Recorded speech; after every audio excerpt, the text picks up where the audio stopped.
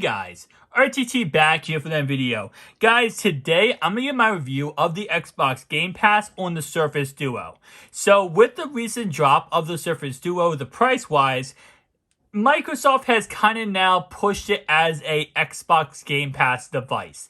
Whether you use it with a controller and, a PlayStation controller or a Bluetooth or USB controller, it has now been very much pushed to being strictly just a device that you can go ahead and stream Xbox games on and play Xbox games, kind of like a Nintendo Switch in a way, but using an actual controller. Now, personally speaking, I will say I did play all last night this, and it was actually pretty fun. Now, I do game on two $2,000 monitors. So I do go ahead and game on two monitors. My one monitor is an ultra wide. It does go ahead and give me 240 hertz. My other monitor is 160 hertz. So I'm, 4K. I'm all out there when it comes to having the best quality possible while I'm gaming.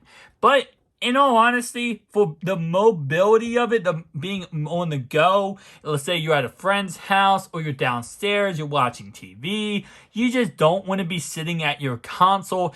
I know obviously some people do have their couch in front of their TV with it as console, but if you just want to be going, outside, maybe you're outside chilling on your deck or something, you want to play some, football, you want to play some Madden, you want to play some of these games, and to be honest, it's really convenient.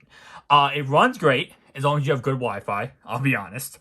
But other than that, it's really convenient and it's very easy to do. So once you go ahead and get into the Xbox Game Pass app, you're going to go ahead, of course, and log into your Xbox account. And now you are pretty much on your Xbox account.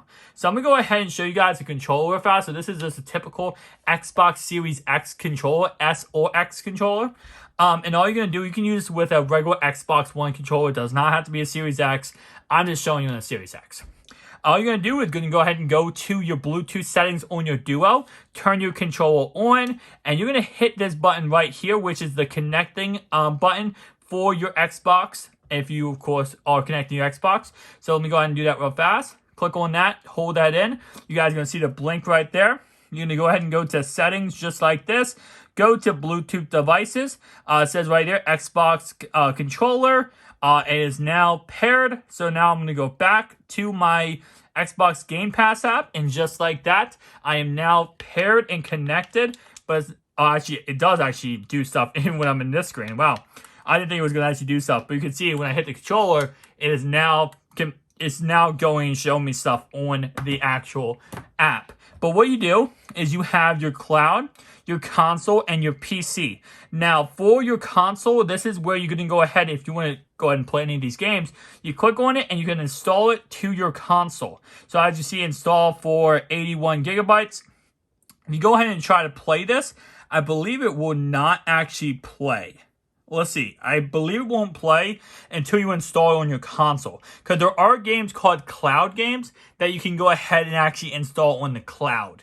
Which lets you be able to actually play on the cloud. So let's see if this actually goes ahead and launches.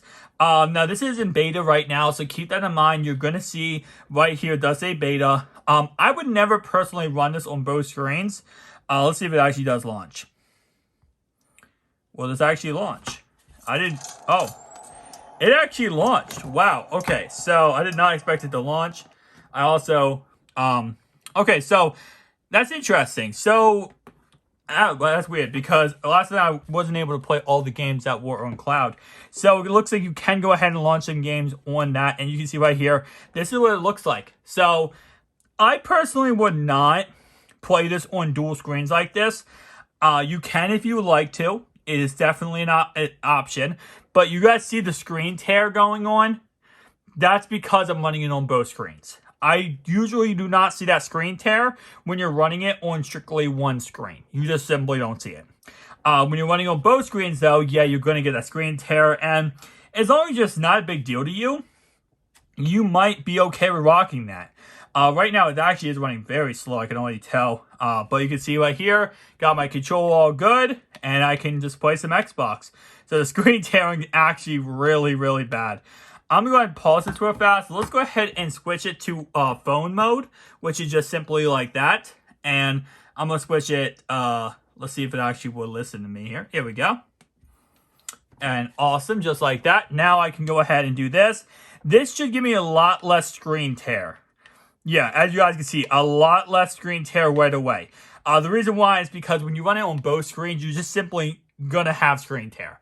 It's just how it works, just because of the fact that... I'm going to zoom in for you guys. Just like that. There we go. Let me readjust that there. Alright, so just because of the fact that it is, of course, only 6 gigabytes of RAM.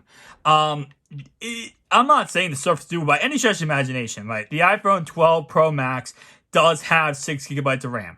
But before the 12 Pro Max, most iPhones ran 4 gigabytes of RAM. Now, they're not running dual screens. I understand that. But at the same time, though, I really, based on my, playing this, I'm using this device, guys. I'm telling you right now, every second of the day. I've had it for 2 days now. I'm using it every second.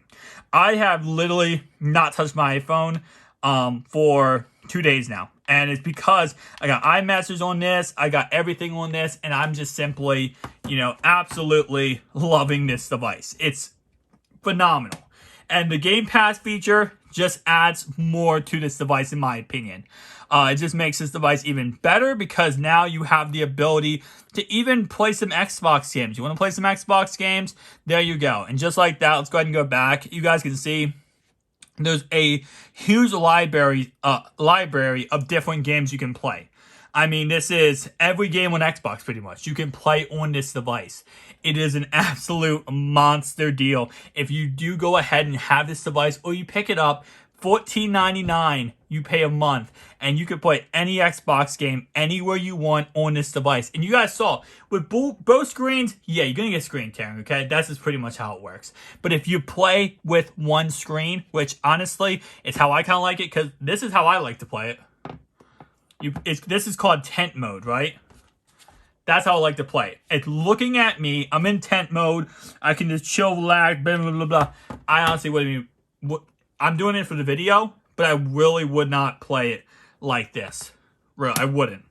I don't really like it face down like that. I'm looking straight down. I like to have it like, tent mode where it's actually looking at me. But overall, guys, like I said, my review of this Game Pass is this is the perfect device for it. It's literally everything you would want in an Xbox Game Pass. This device will go ahead and give you. And that and even more, in all honesty. Now, this is why I am also so excited for the Surface Duo 2, because they're probably going to have 8 to 12 gigabytes of RAM on it, and this will also help out with the screen tearing. So, again, like I said, just absolutely awesome. Cannot wait for the future of this device. And based on what I understand, next month, we might get Android 11 on the Surface. So, it's going to be even better. Guys, tell me down below your thoughts and opinions. I can't stress this enough. This device is $750 off. You can get it cheaper from certain carriers. I recommend it. 100% recommend this device. If you, in any way, just want a device you can do everything on, and just have a really good time. The biggest thing about this device, and I said this in my review, and I'll say it again, is when you buy a device like this, the key thing people say is like this. What's that word? It's I don't want to say gimmick, but it's a novelty.